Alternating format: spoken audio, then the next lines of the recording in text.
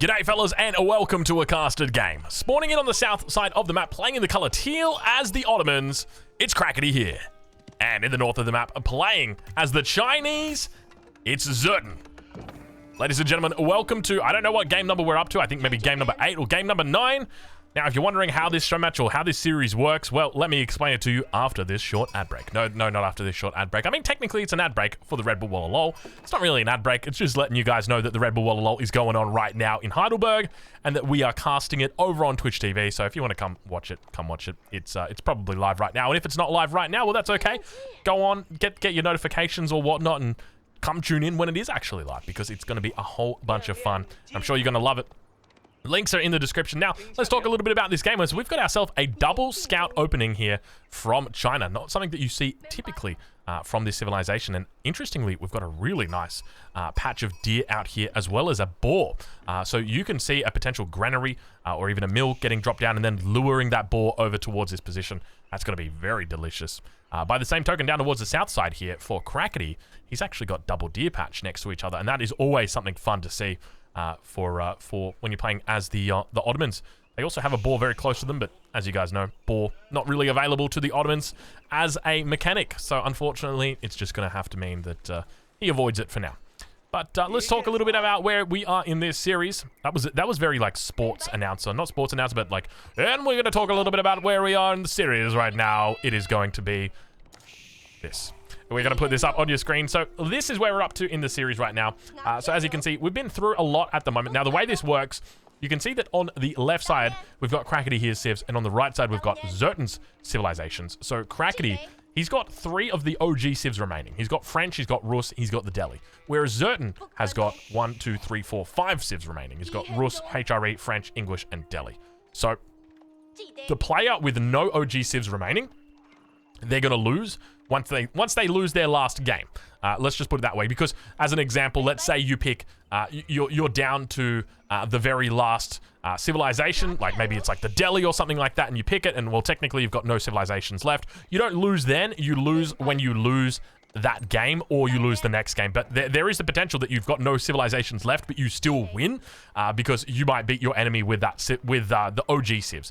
And that's what this series is all about. It's all about the new civs versus the original civilizations. And you will never see in this series an OG civ against a new civ. You will see a new civ against a new civ, but that's only going to be a once-off, and that was for the first game in the series.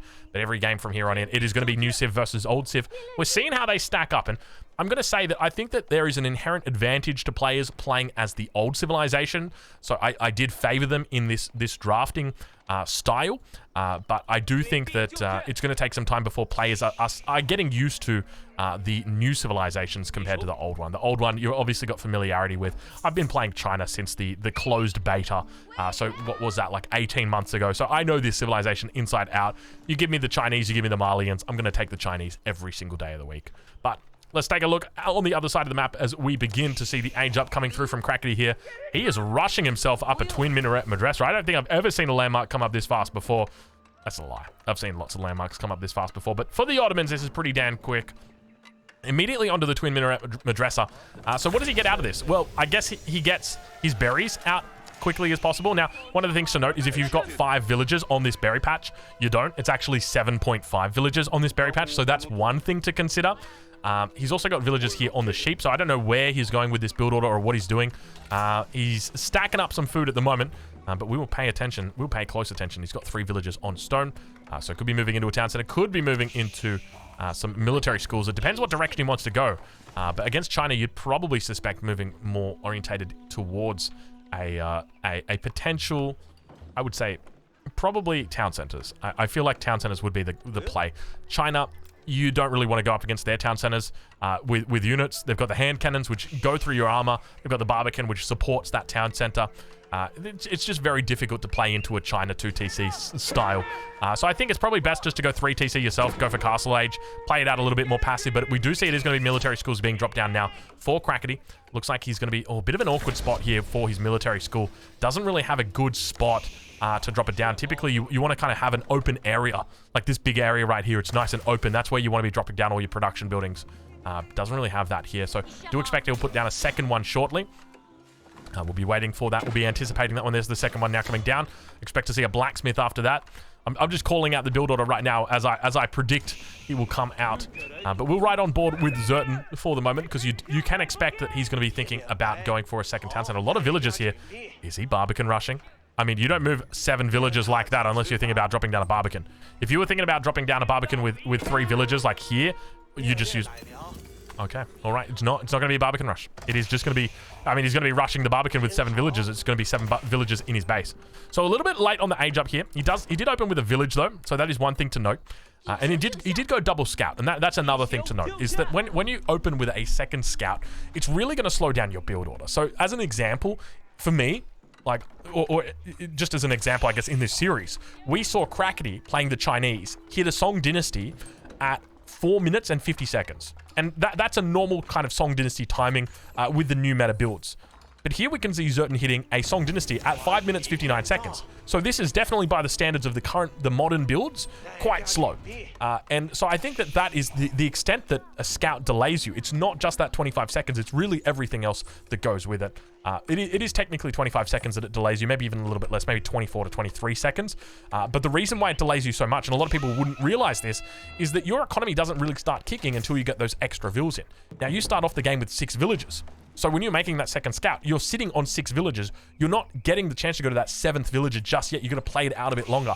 You could always add in your second scout a bit later, and that would reduce the effectiveness, or rather reduce the time that you're losing from going for that second scout. Sure, you're going to be down a villager, but you're not losing all that effective time from when you were down on 6 villagers. So that's always one way to think about it. But second scout going to get pushed back. He's still got the first scout up towards the north, just spotting out the enemy position. And oh, we actually fit this in. This isn't terrible. I do like it. I do like the way that he's just fit this in. He's going to be able to fit the MIA in here as well, because by the time he wants to go for the Mehmed Imperial Armory, he's going to have eaten these berries. So this is a pretty smart move from him. Oh, this is actually beautiful, and it fits in absolutely perfectly. He manages to get the production in. He'll be able to fit another production facility here, but he goes for the 111. So going to make GUA very proud here. And does have 320, going to be up to 350 stone. So we'll probably just be moving these villagers off the stone, because otherwise they are just going to go troppo and completely empty that stone mine by the time you even need it. Double Spahi coming out from the military school. He's doing everything perfectly so far. I've got no critique of Crackety at this point in time. I would say that he's looking very solid. All right, well, Zerton on the other side. 4 villagers on gold. He's supervising it as well. It'd probably be a bit more efficient if he was just collecting gold. You can see 18 gold in here. How much gold have we got in here? 214 gold in this mill. Always something that you want to be doing. 80 gold in the barracks.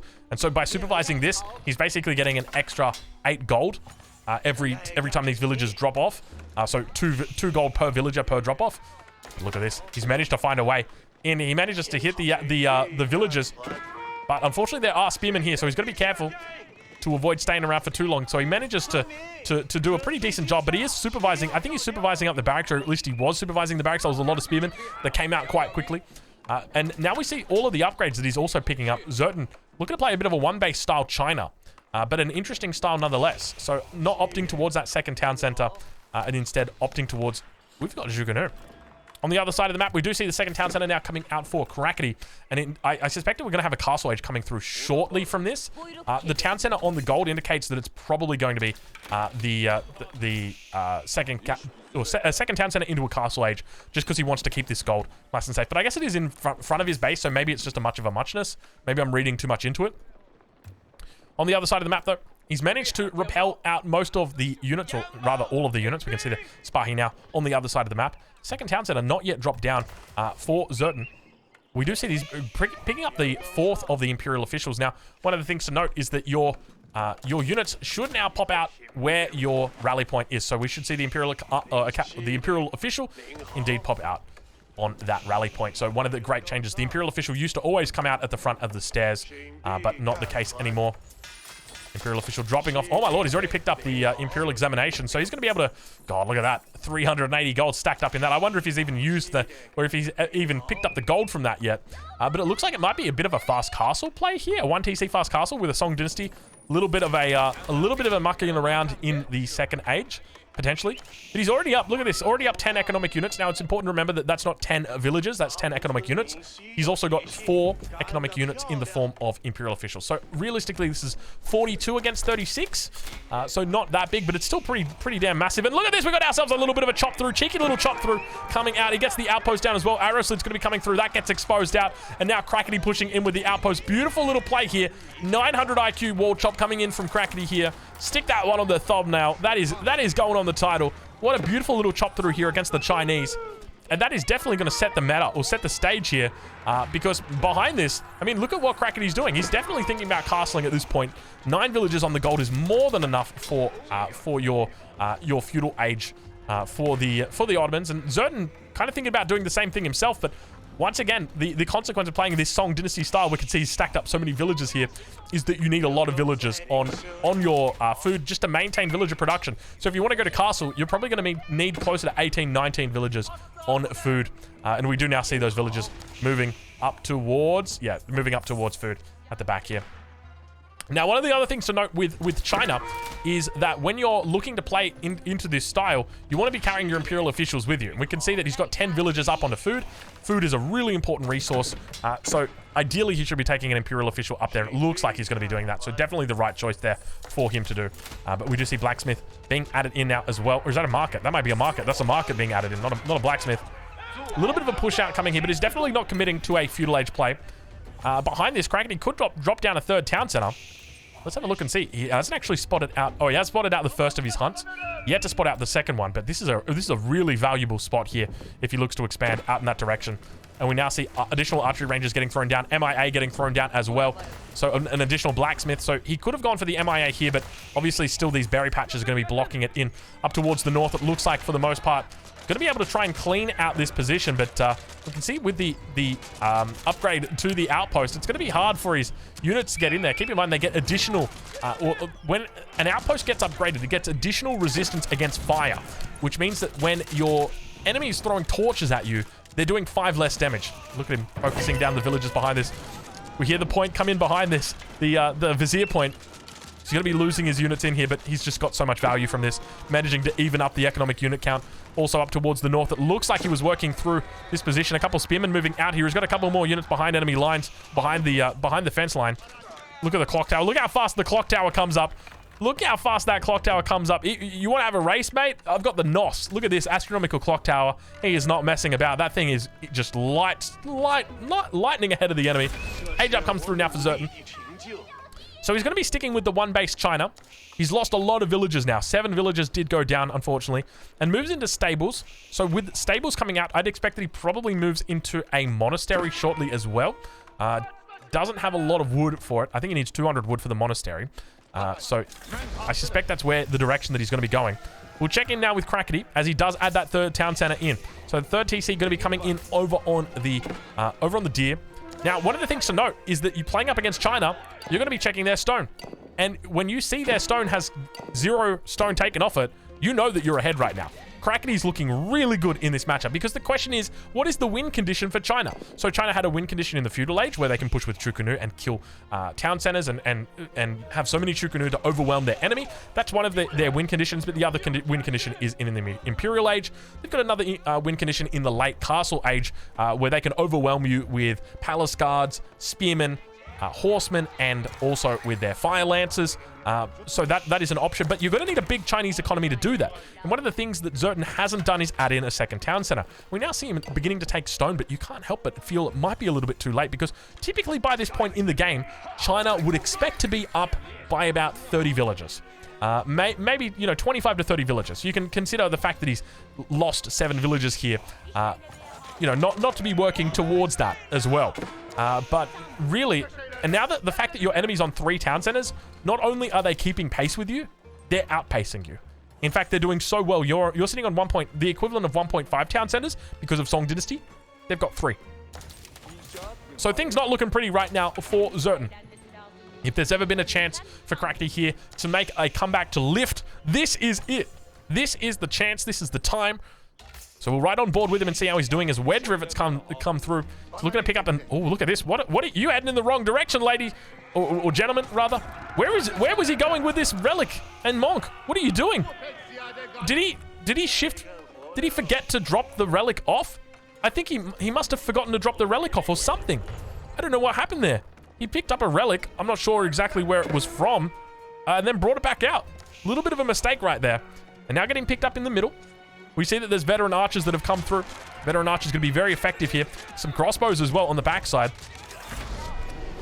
A Wallalol thrown out for Zertan. I guess he's just anticipating the attack coming in here from Crackety. He knows that it was inevitable. But it's only going to be spears, or it's only going to be spar here. Looks like the veteran archers are going to get shut down. The Jukunu with their +1 ranged attack and +1 ranged armor. Going to be effective against this composition. All of the crossbows also going to get taken out. And we see the Spahi behind the scenes losing or meeting their makers, as we've now got the Lancers from Zertan coming out. So Zertan with a bit of a timing window. And actually, there is still a way for Zertan back into this game. And the way for Zertan back into this game is to raid. We take a look at Zertan's base. He's got walls up. He's very happy. He's very safe. Compare that over to his enemy, and not a single wall has been constructed. And that means that Crackety is a little bit open. If there is 2 Lancers that hit this wood line, 2 Lancers that hit this stone mine, 2 Lancers that hit over on this town center, all at the same time, Crackety is going to be... Where did my sound go? Did you guys hear that? Literally mid... We were just getting hyped up. And it just... And the music just stops. Give me my music back. Okay, what if we ride on board with the Chinese? Did you... That is 100% a bug. Can someone clip that and ship that? Send that off to the devs. You got to say, hey, we got music bugs. The game is literally unplayable at this point. Speaking of unplayable, Crackety here might be in a little bit of trouble. Outpost going to be going down. Plenty of knights down here as well. Keep in mind, there's always the option for him to move towards the Yuan dynasty, which will enable him to also start tracking where these villages are around the map. It's going to enable for super duper easy raids. He's going to know exactly where his enemy villages are. Over on the north side, that scout's still hovering about. Forces these units back towards the town center. He's starting to see a farm transition in as well. Plenty of wheat fields out here. Units moving back towards the base. We've got metas out here banging their military drums and a whole bunch of veteran archers. We also see some janissaries. It looks like he's gone into Janissary. I can't remember exactly what the name of it's called, but Janissary Company, rather. That is the one. So he's got 1, 2, 3, 4 military schools. So 8 janissaries. Nice little amount for him. And now another big raid on the south side. The consequence of not going for these walls. You know, we talked about the potential for Crackety here to be losing this game, and we said, honestly, if I had to rate it, I would have said about an 85% chance Crackety wins. This is the 15% chance back in. He's found the way back in, but he's got to be careful here. He's got to be really careful. The Janissaries looking to pick apart all of these Lancers, and look at how much damage they're doing. He doesn't realize the Janissaries are absolutely destroying through all of those Lancers, shredding them in the blink of an eye, and just like that, he loses 5 Lancers. For what? For what? What was it worth? It was worth absolutely nothing. You just throw away your Lancers like that. Terrible, terrible damage right there coming out from Crackety with those Janissaries. You can see the meta chasing up the rear with the gear. He's now managed to establish this. So once again, I am asking for your financial support so that we can... We're not going to... I mean, it's a Bernie Sanders meme and it checks out, but it's actually a Trump reference because we need to build a wall. And this time, it's not going to be Mexico who pays for it. It needs to be Crackety who pays for it. He needs to get this wall up ASAP. He needs to start walling because now, oh, this is where it happens. This is it. This is where Crackety starts falling apart. And I feel like it's almost like an overconfidence thing. It's kind of like, well, I'm so far ahead, I don't need to wall. But that right there is the problem, because now we look at the villager count and all of a sudden, Zertan is overtaken Crackety. Okay, finally we see walls coming up. He's going to be going for stone walls, which I'm like, you know what? You could have... Palisades would have done it just well enough. Oof, that's loud. Palisades would have been fine, but sure, stone walls as well. It makes sense. A little bit of a standoff in the middle. Monks going up against each other for the moment. The Imam going to hold on position. But it definitely feels like one of those cases where, you know, it's great to see stone walls coming up, but, you know, Palisade walls 10 minutes ago would have been nice. But yeah, you can see like 17 villagers now for Crackety. He would have been sitting on a very comfortable villager lead.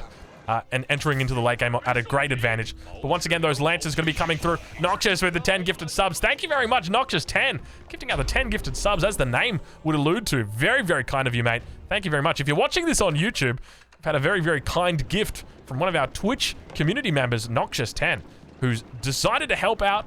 He's loving the Age of Empires 4 content, and if you're loving it as well, make sure you check us out on Twitch, or check out Red Bull Wallalol on Twitch, because it's going to be happening this week as well, and the action is going to be non-stop. Look at how slow the Mangonels move. 0.75 movement speed when they're by themselves, and when they're all put together in a big group, it's much slower. So don't put them in a big group, all right? That's my warning to you. All right, he continues moving up towards that north side. I don't know what he thinks he's going to find up here. Take a look at this. The granaries have already started coming in now for Zerton. He's not doing too bad in this position. Sacred Site's now being neutralized over on the enemy side of the map. And he's just going to start breaking through the backside walls. I don't know what the idea is with attacking the back instead of going through the front. I guess the Barbicans up here are always something to consider. Quite a decent mass here of units that are ranged. But he's also got the Springles, and now going to be hitting that wood line. We're going to enter into the cinematic mode to begin witnessing what is inevitably going to be a battle here. Crackety with a score lead of about 400. The Mangonel sitting behind the tree line, but keep in mind he does maintain line of sight through that mill. Now looking to siege down all of the farms. He says, farm you in particular. So that's where his attention is going to be. 3 relics actually went over towards Zerton. Super happy with that, definitely. But now that Springled, we hear it firing off. He's supervising up a mill, and one of the things you always forget when you're playing as the Chinese is these Imperial officials, they'll just be supervising buildings that you're not needing anymore. Something you're always going to be on the ball with. Mangonel's moving forward. They're looking, they're looming, they want to get a shot up at the double Springled. Able to take out the first Mangonel, second Mangonel not going to get a shot off either. Terrible damage right there, and Crackety not really paying attention. Crackety's looking over here, but his attention's over there. And now we've got a little bit of an interesting fight. We've got Jukunu and crossbows with the Springleds to back it up. And you can't help but feel like Crackety going to be cleaned up here. So a bit of a curious decision about why he went and took this fight. The Mangonels definitely would have held it up for him, but he's at least going to be able to take out some villagers here for his hard work. But still, once again, a bit of a head scratcher. We now see the first of the nest of bees rolling in off the line as well. This one going to really start to help out. The second one also coming in. A full cleanup. And Crackety with a bit of a throw here. I mean, he was looking in such a good position. As I said before, I had him sitting at about an 85% chance to win. In this matchup, in the position that he was in, he was looking really good. It was 3 town centers against 1. He'd killed about 7 villagers. He'd forced him off food. He had the military advantage, the tech advantage, the economic advantage. But slowly, he lost that advantage. He lost the economic advantage through raids. He lost the tech advantage because his enemy, well, technically he aged up before him, so he never really actually had the tech advantage. I'll give you guys that. But when it came to the military advantage, he's just thrown that away. And now we start to see stone walls coming in for China. And as the game goes on, the question is, which civilization is favored more in the late game? And I don't know the answer to that. Before, you'd always be like, oh, China's the late game beast. But China's not the late game beast it used to be. China used to be this undefeated civilization in the late game. You know, once I hit Imperial and made 14 bombards, it was good game. Yeah, those were the days. But the bombard is nowhere near the strength that it used to be. It's nowhere near the powerhouse that it used to be. And because of that, China feels like it doesn't really have much to go for in that late game. I think the best thing that you can do as China in the late game is just put a lot of farms down, like we've seen Zerton do, and just really spam out units. I think that's probably the best thing that you can do as China in the late game, but it definitely doesn't feel the same sort of powerhouse strength that it did before. And I think because of that, the Ottomans definitely have a window here as well. So don't count them out. You know, in the event that Crackety gets to the Imperial Age, which, by the way, he is getting to right now. Istanbul Observatory is going up. But when he hits the Imperial Age and Zerton follows him up behind it, we can see, which he's about to do right now, you know, definitely don't count him out for it. Gold control going to be a big theme in this late game. We can already see golds on the edges of the map looking to be secured. Zerton, as the Chinese, has already picked up that first large gold. Second gold over on the east side is getting captured. And we do hear that 5th and final point coming in now for Crackety. We're going to ride on board with Crackety. We're going to switch over the UI to the regular UI. And you can see in the top right-hand corner, this game is live. It's continuing to move on. Let's have a look and see what his final point was. So it looks like he did not invest into siege crews. So a little bit of, I don't know if I would necessarily call that a mistake. It's more of a decision that he's made, and we're just going to have to respect that decision. But it definitely feels like he's going to be missing out on a lot of potential DPS in the late game when it comes to siege. I guess whether you want to get locked into a siege battle with a civilization like the Chinese that have got access to the clock tower, that have got access to things like reload drills, it's always one of those things where it's like, oh, is it really worth doing? But it's going to be much harder now it's going to be much harder without siege crews, that is for sure. It needs to add in a meta as well. It doesn't actually have that meta in here, and he is approaching that 200 population, so you'd hope that he gets it in sooner rather than later. Great bombard coming through. It's happening. It's happening. The big boys are arriving. The big boys getting out on the field. He's going to have that from the MIA, I think. Yeah, it's coming in from the Mehmet Imperial Armory. Both players looking to move out in the middle of the map. Stone walls completely encompassing the entire length of the map. If there's anything I've suggested to the devs, it is 100% you've got to increase the cost of stone walls. Or maybe just reduce the effectiveness of them. I don't know. Stone walls just seem way too good. You know what? I'd be tempted to say just like make the health of stone walls, like make it like 500 health or something. Just keep it so that units can't attack. Spahi now heading into the wrong neighborhood. You got to get out of there, Spahi. Fortunately, the Spahi make it out. But yeah, I definitely think like lowering the HP is probably the best design direction that they could go, because you can't attack this with units anyway. Like, you're going to need to blast through it. So they, you know, just make them like really brittle or something so that you can blast through it with like a single trebuchet boulder or two, and make it so that once you've got those stone walls, they're very easy to be opened up. All right. Well, for the most part, the Springles are doing a decent job. We're going to enter once again into the cinematic mode as we witness elite units now taking to the field. We've got the elite archers, and the Nesta B is going to be firing off on it, but the siege superiority coming in from Zertan. All of the Chinese archers now glowing with beautiful colors. But look at this, the counter and wonderful micro coming out here as well, but unfortunately does lose the Mangonel. Archers all going down. The Chukanu being so damn strong in the Imperial Age. The Spirit Way buff just going to be continuing to buff them up. The Spirit Way demonstrating why it's one of the best Imperial Age wonders ever since the rework. It has changed the Chukanu completely. And now these veteran Chukanu able to take out elite units easily just because of that Spirit Way buff. For anybody wondering exactly what that Spirit Way now does, it makes it so that your Chukanu, when they die, they're going to be buffing up all the units around them, giving them an extra 20% attack speed and also healing them for 20 health over 10 seconds. That is correct. And they give a 2 health trickle every second. And it refreshes on the death of every dynasty unit in the area. So as an example, let's say this unit is being healed up and the one next to it dies. Well, that will refresh it. Elite Palace Guards now coming in. Keep over on the east of the map, going to get taken out. And look at this, triple trebuchet already coming out. Where were you hiding the triple clock tower trebuchets? My lord, how do you have the time to make triple clock tower trebuchets? That is insanity. Keep going to be going down very, very quickly. Now ignited, and he's going to be losing out this position. At least he maintains control of the gold over on the east side. But speaking of gold, look at the gold over on the west side. He's got one large gold vein, a second gold vein, a third gold vein up here, a fourth gold vein in the corner, which has barely had anything taken off it. So there is plenty of gold over there. But down to the south side, don't count out his opponent, Crackety, who's got plenty of gold back here. 6.5k gold in the back of the base. They are out here securing the gold out in the field, and we've got ourselves another bit of a battle beginning to unfold. Janissaries out yet to receive their upgrades just yet. But what's the best way that you're going to be dealing with the Chukanu in the late game? I mean, you can go for the Spahi, but is that the best choice? And it looks like he is going to be going for the Spahi. He doesn't even have the veterancy upgrade. These are just normal Spahi. These are Feudal Age Spahi. He's got the shift click coming through, but they're going to get absolutely melted. And indeed they do. The Chukanu just doing absolute massive amounts of damage here. Also got the Palace Guards that are going to be defending it. He doesn't even take out the Clock Tower counterweight trebuchets. Amateur hour right there. Crackety with a big mistake. But we do now see him producing that ranged unit composition and also going into Elite Knights. So definitely nice to see the Elite Knights coming out here. He's picked up a couple of the upgrades already. We'll take a look at the Istanbul Observatory. So it's going to be incendiary arrows as well as the biology upgrade that's come through. Nesta B is getting off a decent shot, double Nesta B shot on these units. They're going to take the high ground, get the additional range here. But still, he's still taking quite a bit of damage. And the trebuchets, boom, boom, boom. Venga boys are out, and that wall is going to be going down. And now we've got the real power of China starting to settle in, and it's that Chinese economy. It is all of those farms on the granaries, as we were talking about. This is the power of China at the moment. It is that economy. 2.7k, 1,200. You're talking about 4,000, 5,300, 5,800 resources here. Up against 2k, 3.5k, 5k. Yeah, about 5k. So 6k versus 5k. So the economy is pretty balanced here. But Crackety might be in a little bit of trouble. Knights looking to come in and defend on that Great Bombard. Should find a bit of success here. Once again, firing off.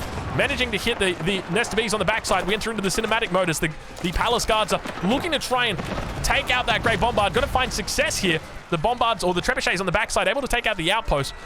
Veteran or elite archers looking to dish out damage on these Palace Guards, but not having a whole lot of luck. Now the nest of bees unable to find a way through because of that stone wall, continuing to fire off on the ranged units on the backside. He needs to get more knights out here. He needs to get more Spahi out here. It looks like the veterancy has come through for the Spahi, but still they're lacking that elite upgrade. We hear units being attacked, and oh, look at this. He's found himself a cheeky little choke point over on the west side. Oh, beautiful spot right here. I'm very impressed with this. He finds a hole in the walls, and now he's looking to reseal the wall, take advantage of it. He's taken it out. He's pressed that attack, or pressed that advantage that he's got. And now we see, look at the production coming in. The free units coming in all of a sudden for Crackety. He's got more and more knights. Going to be meeting the enemy on the front side. The Chukunu on the back.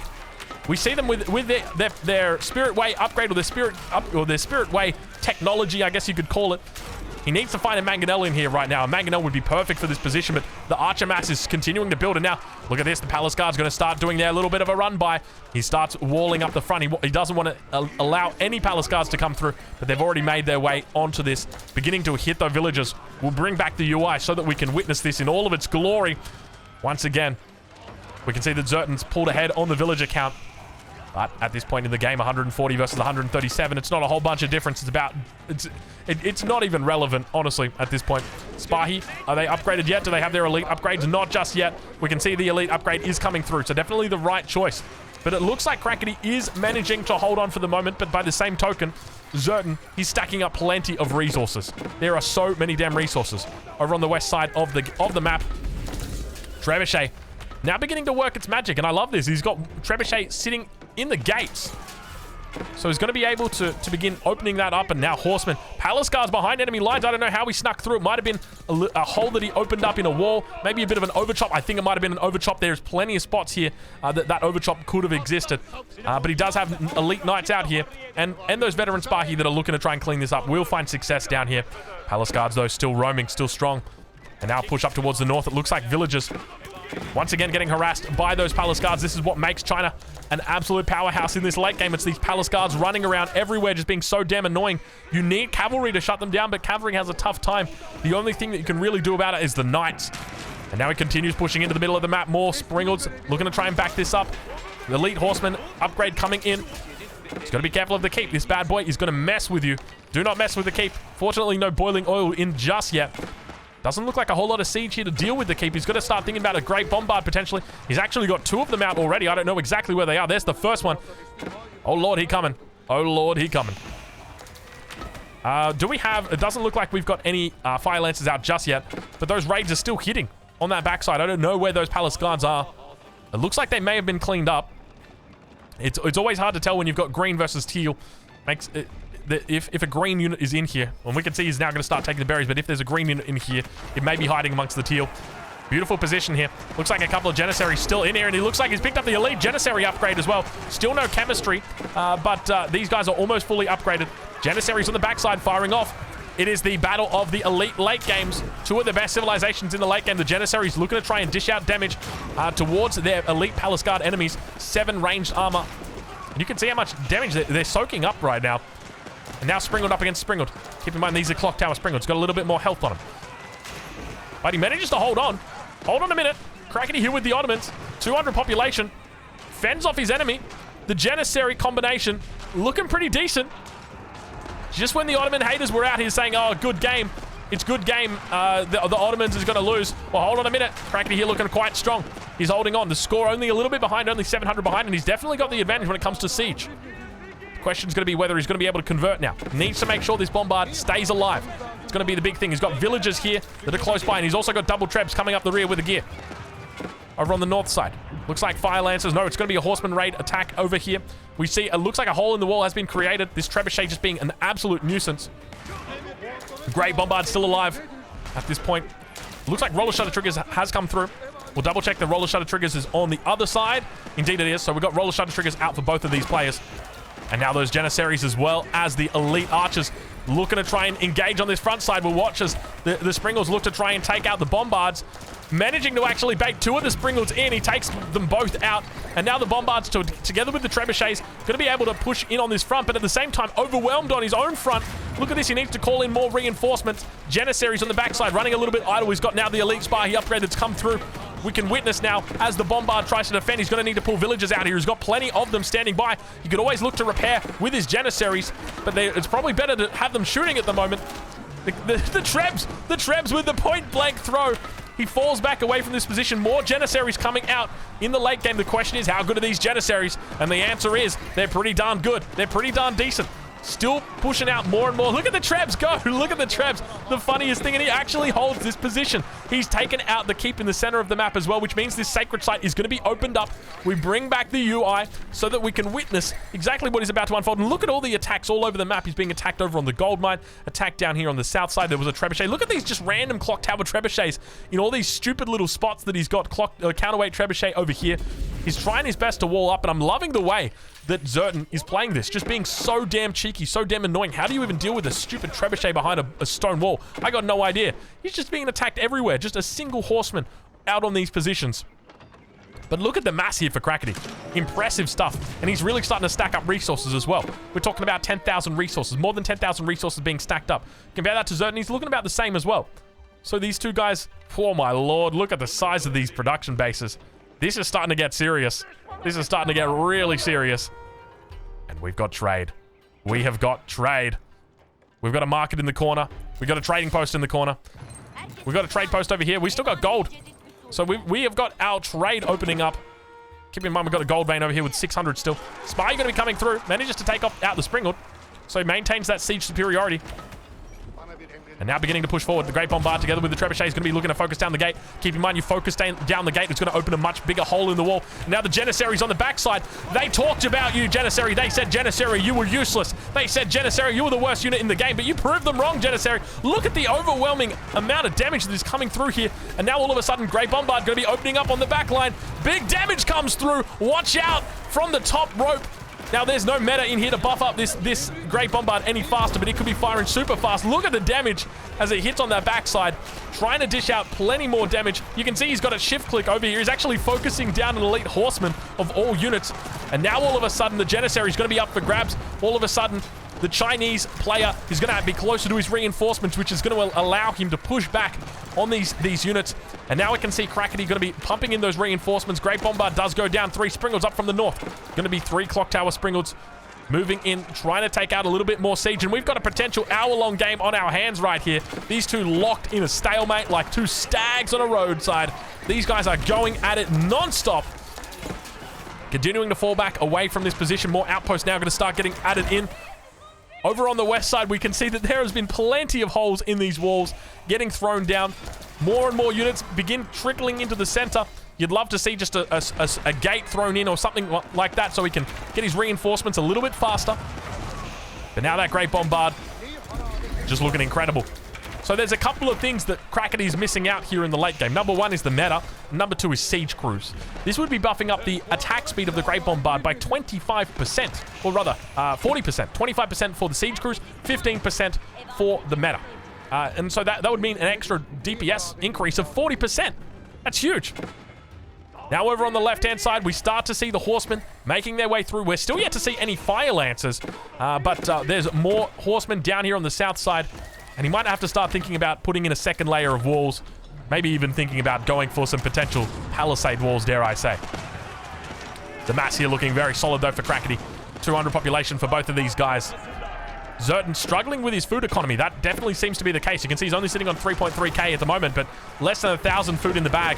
Bombard continuing to fire off towards this position. At the same time, raids going on down towards that south side. We can see it's just horsemen running around the base. Looks like the Great Bombard is going to be protected by the Janissaries, doing a decent job. Men at arms on the front side. Now it looks like hand cannoneers are coming out from Zerton. These guys are fully upgraded. They've got their pyrotechnics. They've got their chemistry. And with that extra damage, it's going to mean that the Janissaries are completely annihilated by the hand cannoneers. These guys get like 2-shot by hand cannoneers. So they are just going to get eaten alive. Unfortunately, the Janissary's not really paying attention, but look at this. The consequence of not having that onion base style. You know, we often talk about the onions. You know, you want to have your base layered like an onion. 1 layer of walls, 2 layers of walls, 3 layers of walls, 10 layers of walls. You want to be inspired by Tony Abbott, and you just want to have as many onion layers as possible. And unfortunately for Crackety today, it seems like he has neglected the onion strategy. And instead, he's going to go for a bit more of a proactive defense. And ideally, or rather, a reactive defense. And typically you want to be doing a proactive defense with your onion. But we do see him now looking to plug those holes. Villagers are repairing up the stone walls and rebuilding them. You can see that there's actually a horseman that's intentionally left on hold position in this wall just to keep the gate open. So that it doesn't get sealed. So beautiful play here. Villagers do get forced back away. There were villagers moving across the alleyway, I guess you could call it, across the side of the map. Still those raids coming in. 124 villagers, so he hasn't lost a huge amount of villagers at the moment, but another chop through going to be happening over on the east side, and Crackety once again going to be under pressure now as the Chinese looks to push him back. Janissaries on the high ground. Unfortunately, it's not going to be enough, as these hand cannons on the low ground are going to be more than effective at taking out the Janissaries with their extra added damage. I wonder how that multiplication works, because you take reduced damage on the wall, but you take increased damage from the so you have decreased damage from siege and range by 66%, but then you also have an extra 50% damage from the hand cannoneers. So 42 goes up to 63, but then that gets reduced down to 21. I think that's how that would work. I'm pretty sure that's how that would work. So it's still quite a bit of damage. 21 damage. Oh, Lord, he coming. Oh, Lord, he coming. There was a little bit of a hole that got opened up. Both of these players failing to plug the hole. And now Crackety here. He's going to be Crackety there. And he's going to be Cracketying all over his enemy's base. But fortunately for Zerton, he was inspired by Tony Abbott today. He's got onions. He's got the ring, a rose, the ring of onion. A little bit of a push coming down on the other side of the map. A single trebuchet and Springald's beginning to work through the Stonewall Gate. Do we potentially see villagers pulled to repair this out? Still trying to find a way around here. He knows that there's a way through. He's right-clicked through. The units have found a pathway, and they're just going to continue following through. He's camping the production. And now breaking it through. He's found the trade line. He's also found the villagers back here. It's an evacuation of the greatest sorts. And now the traders have been exposed. And with that, the gold economy is going to be stung. Keep in mind, he's got 7k gold just chilling out in the bank at the moment. So not going to be a big hassle for him, but he does begin moving units back towards his own base. Still being attacked. Every single part of this map is under attack. It is just absolutely everywhere. It's everywhere, bro. You've heard the song. Now you can hear me recite it. It is everywhere, bro. We're doing a decent job back here as well. Now some emergency keep's going to get dropped down by Zerton. Beautiful job back in the base here. 111 villagers. He's taken out about 20 so far. Look at the villager kills this game. 76 versus 80. These guys are equal on villager count, equal on villager killed. It is impressive stuff to see, but that hole in the wall going to get opened up, and now we got villagers getting pulled to deal with the clock tower trebuchet. Able to take out how many? I don't even know how many. I don't know how many traders we're on. Actually, we can check down here. Traders. Oh, I've hit the wrong button. There we go. We're on 12 traders. So he's lost a huge amount of traders. I don't know how many he was on before, but I'm going to suspect probably about 20, 25 traders before. But Zerton really starting to struggle right now. Still adding in more and more traders, but it's about that economy. 9k gold in the bank. So even if he's down on gold, or even if he's down on traders, he's going to be able to replace them. And so the game continues on for the most part. These guys just locked in a fierce battle against each other, holding on for dear life. The Ottomans attempting to cement themselves as one of the favorites for the late game. If you're on a map that is enticed or is has a proclivity to go a certain way in the late game, if you're thinking about Hill and Dale, it's one of those late game maps. Highview, another late game map. Maybe start thinking about picking the Ottomans, because I'm watching Crackety here, and I'm really starting to think, well, the Ottomans might be that civilization when it comes to the late game. And impressive stuff. Look at the amount of resources that are getting floated here. It is a huge amount of resources that are getting floated between these two guys. Now we start to see walls getting plugged. Plenty more villagers out here. You'd love to see an additional stone wall come across here, and maybe some trade start being thought about for Crackety, but he's got men or palace guards in his base. He's been given the runaround. Single palace guard at the moment has broken through. 200 population for Crackety. Zerton sitting on 196, and keep in mind, a lot of that is going to be military population. He's only on 114 economic population at this point. So big masses of units out here. I'm loving this combination as well. Spearmen together with the hand cannoneers. Very difficult combination to defeat. Such a potent combo in the late game. And now we've got another raid coming out over on the west side. Looks like these villagers are just going to be evacuated to a bit safer of a spot. Stone walls have received their upgrade. Court architects has come through, buffing them up a bit more. Crackety not yet opting for Court Architects. There we go, Court Architects. An expensive technology. The hole in the wall gets broken. A little bit of a runaround coming through. We enter into the cinematic mode as the Elite Spahi try and make a connection with the enemy siege. But look at the amount of damage that comes down on these archers on the hill. More Spahi coming through. They get chased away by the spearmen. But now Spahi opening up the center. Look at this. He heads straight on towards that siege, but just gets blown up completely by the hand cannoneers. But all of a sudden overwhelmed by those hand cannoneers. More mangonels behind the scenes. Great Bombard just chilling out for the moment. The extra range from that roller shutter trigger is going to be able to shut those siege engines down for the moment. And now those Spahi do make it towards the trebuchet. They're able to shut it down, and now the base is open. We might have a little bit of a problem. The Palace Guard's going to make their way through. A little bit of a run by. Double Great Bombard beginning to focus down the enemy. They both focus the same. Focus the same unit. And now the Trebs together with the Mangonels looking to focus down on the front line. Spearmen going to be moving in. And now looking to plug the hole. It's going to be a green plug. Zerton in a great position here in the late game. Crackety just, I think, not playing to the strengths of the Ottomans, failing or neglecting to go with these, or neglecting to use the meta in the late game, neglecting to go for siege crews, instead opting for the Janissary company, and as a result, the mutual exclusivity of those technologies means that in this late game, he just doesn't have the oomph. In these battles, but he still manages to plug this hole and still manages to hold. You can see the reinforcements coming across the map, and we might have to start thinking about a potential sacred site victory here, as once again the swing goes back in favor of the Ottoman player, at least for the moment. More units, we can hear them just being rallied all towards this point, more production being thrown down as well, but still the hand cannoneers on the backside doing a decent job. More siege coming in now. It's going to be that trebuchet looking to fire down upon these walls. He's just picking random wall segments at this point.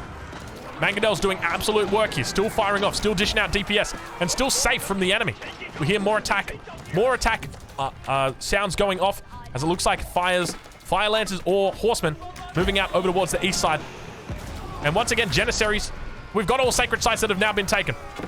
I'm not sure exactly how they got up this wall, but I assure you, there's a magic way. It looks like we might have a little bit of a graphical error.